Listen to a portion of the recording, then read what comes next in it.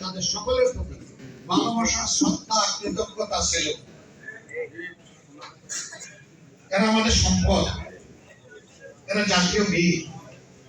যারাই লড়াই করেছেন, পঙ্গু হয়েছেন, আহত হয়েছেন, অক্ষত থেকেছেন, সকলেই আমাদের জাতীয়। মিডিয়ার বন্ধুরা আমাদেরকে জিজ্ঞেস করেছেন যে আপনাদের দলের কতজন এবারকার এই যুদ্ধে শহীদ হলেন। আমরা বলেছি আমার বৃদ্ধ বনিতা ধর্ম বর্ণ নির্বিশেষে যারাই জীবন দিয়েছেন তারা সকলেই আমাদের বীর, আমাদের শহীদ। আমরা দলীয় ভিত্তিতে আমাদের শহীদদেরকে পরিচিত করতে চাই। তারা জাতির সম্পদ, জাতীয় বীর। আমরা তাদেরকে সেই উচ্চতার মিনারে রাখতে চাই, দেখতে চাই। সম্মানিত সহকর্মী, আমরা তাহলে কেমন সমাজ চাই? আমরা একটা মানবিক সমাজ, যেই দেশে মানুষ মানুষকে সম্মান করবে, ভালোবাসবে, ঘৃণা এবং হিংসা থাকবে না, প্রতিহিংসার আগুন জ্বলতে থাকবে না, বরঞ্চ ওই আগুনকে নিভিয়ে দেওয়া হবে। আমরা এমন একটা দেশ চাই যে দেশটা হবে দুর্নীতি মুক্ত। ঘাটে ঘাটে, জায়গায় জায়গায় চাঁদাবাজি, দখলদারি, ঘুষ বাণিজ্য চলবে না, যে দেশ, এমন একটা দেশ আমরা চাই। আপনাদের চরিত্রে এটা আছে কিনা? আলহামদুলিল্লাহ, চেষ্টা করছি।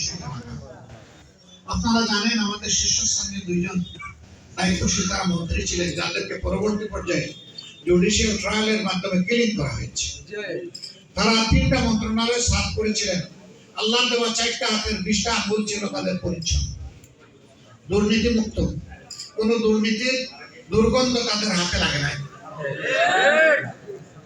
তাদের রেখে দেওয়া অনুসারে এই সংগঠনে বর্তমানে আছে।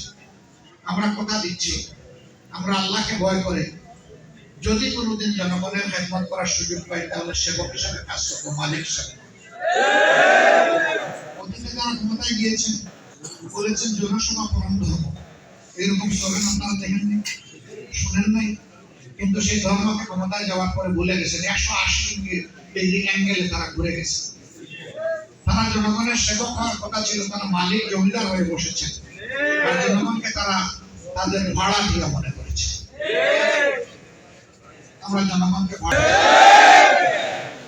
তাদের হাতে নিষ্কর্মা, নিষ্ফল কয়েকটা কাগজের টুকরা সার্টিফিকেট হিসেবে তুলে দেওয়া হবে না, বরঞ্চ তার শিক্ষা পাঠ চুকানোর সাথে সাথে তার হাতে কাজ তুলে দেওয়া হবে। শিক্ষাকে নৈতিকতা এবং বাস্তবতার ভিত্তিতে আমরা ঢেলে সাজাতে চাই। এমন একটা বাংলাদেশ আমাদের প্রয়োজন। এমন বাংলাদেশ প্রয়োজন যেখানে মসজিদ, মন্দির, মঠ, প্যাগোডা কিংবা চার্চ পুরোটাই পাহারা দেওয়ার দরকার পড়বে।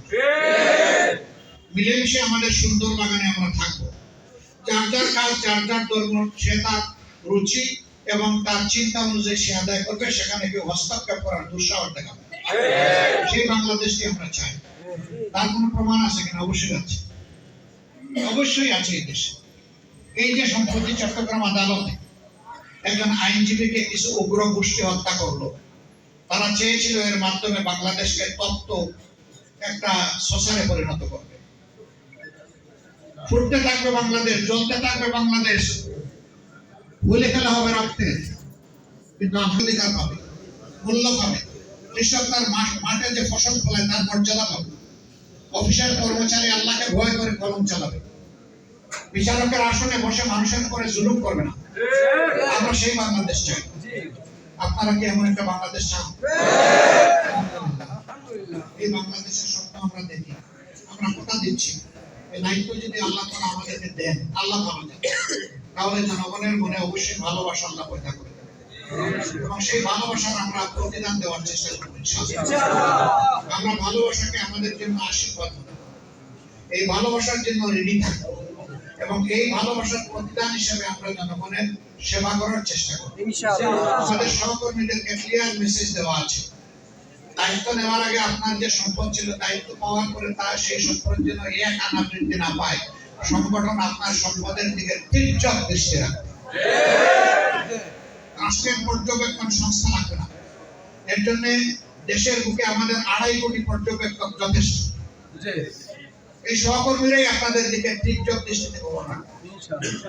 আল্লাহকে ভয় করবেন, দেশের মানুষকে আপনারা সম্মান করবেন, সেইভাবে দেশ চালাতে হবে। এই দেশ গড়ার জন্য আপনারা কি একটা স্বপ্নের বাংলাদেশ